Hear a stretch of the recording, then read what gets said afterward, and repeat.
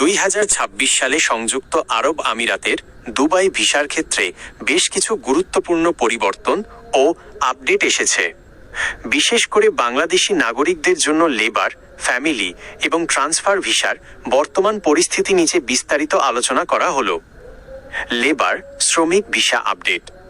বর্তমানে দুবাই বা সংযুক্ত আরব আমিরাতের সাধারণ লেবার ভিসা বা সাধারণ শ্রমিকদের জন্য নতুন ভিসা ইস্যু করার ক্ষেত্রে বেশ কড়াকড়ি চলছে। সীমিত সুযোগ, সাধারণ শ্রমিক, আনস্কিল্ড লেবার ক্যাটাগরিতে বাংলাদেশিদের জন্য নতুন ভিসা বর্তমানে কিছুটা জটিল।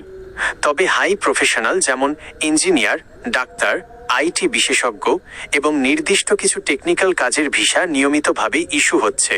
ট্যাক্সি ও বাইক রাইডার, নির্দিষ্ট কিছু অনুমোদিত কোম্পানির মাধ্যমে ট্যাক্সি ড্রাইভার ও বাইক ডেলিভারি রাইডার পদে নিয়োগ অব্যাহত রয়েছে।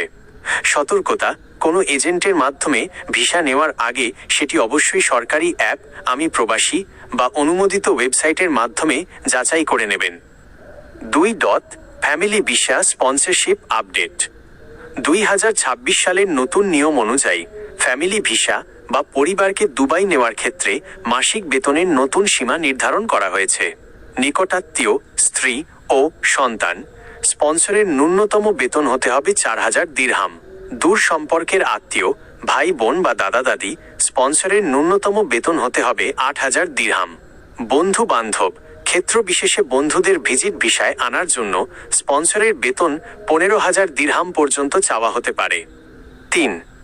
ট্রান্সফার ভিসা ও ইন কান্ট্রি চেঞ্জ। যারা বর্তমানে দুবাইতে ভিজিট ভিসায় আছেন বা এক কোম্পানি থেকে অন্য কোম্পানিতে যেতে চান, তাদের জন্য নিয়মগুলো এখন আগের চেয়ে সহজ করা হয়েছে। দেশ না ছেড়ে ভিসা পরিবর্তন।